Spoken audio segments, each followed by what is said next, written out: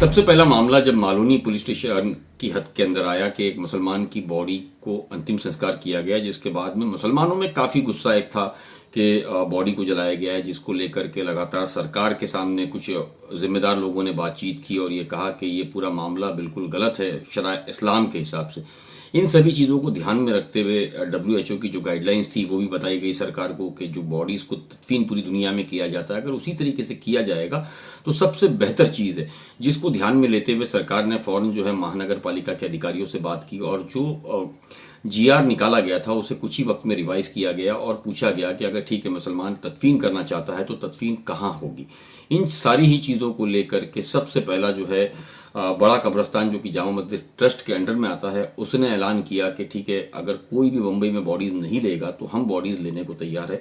उसके बाद में गवर्नमेंट से बातचीत हुई, बातचीत के बाद में गवर्नमेंट ने खुद महानगर पालिका के 6 कब्रिस्तान और एक बड़ा कब्रिस्तान मिलाकर के 7 ऐसे कब्रिस्तान है जहां मुसलमानों की तदफीन के लिए इजाजत दी।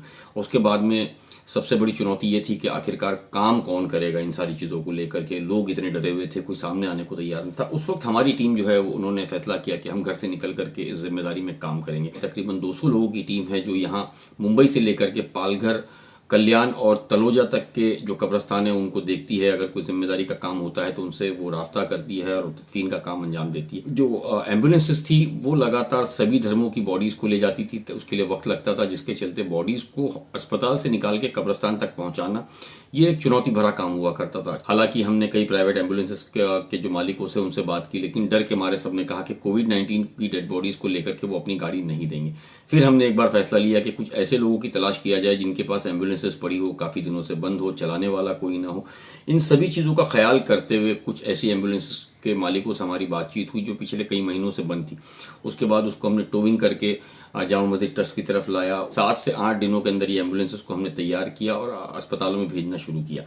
जब अस्पताल जाकर के मुसलमान बॉडीज को हमने लेना शुरू किया तो हमारे सामने जो एक सबसे बड़ी बात नजर आई वो ये थी कि सिर्फ मुसलमान की नहीं, गैर मुस्लिम जो हमारे भाई है जो मुंबई में रहते हैं उनके लिए भी ये बहुत बड़ा दिक्कत का मामला है। उनके लिए भी एम्बुलेंसेस की कमी है। तो हमने सोचा कि नहीं, धर्म के लोग जितने भी हैं उनकी हम सभी की बॉडीज जो है वो क्लेम करेंगे, अगर चाहे वो कब्रिस्तान या शमशान जहां भी उन्हें जाना है वहां पहुंचाएंगे। तो हमारी टीम ने यह फैसला लिया कि अगर परिवार के लोगों से संपर्क होता है या परिवार के लोग उन्हें इजाजत देते हैं तो जिसकी भी बॉडीज है वो बॉडीज को वो पुलिस के साथ मिलकर क्लेम करेंगे और अंतिम संस्कार या तदफीन का काम शुरू करेंगे। जिसके बाद हमने लगातार काम शुरू किया हिंदू और मुस्लिम बॉडीज का।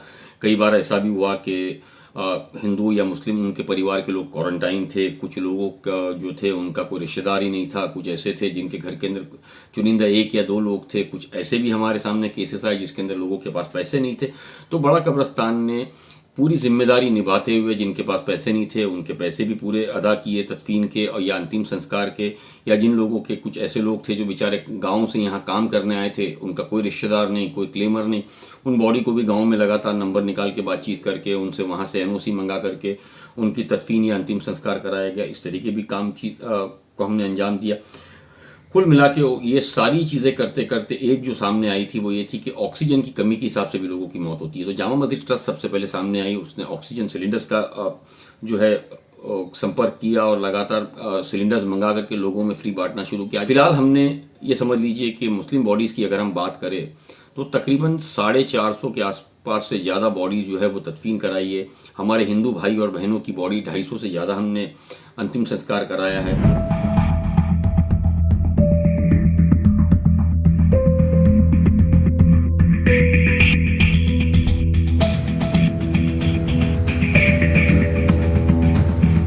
आम लोगों से भी बोलना चाहूंगा, जिस तरीके से महाराष्ट्र सरकार लगातार कोशिश कर रही है लोगों की सुरक्षा को लेकर के, तो आम इंसान भी उन सुरक्षा को ध्यान में रखते हुए खुद सामने आए, सरकार की भी मदद करे, अपने मोहल्लों की, अपने इलाकों की मदद करे।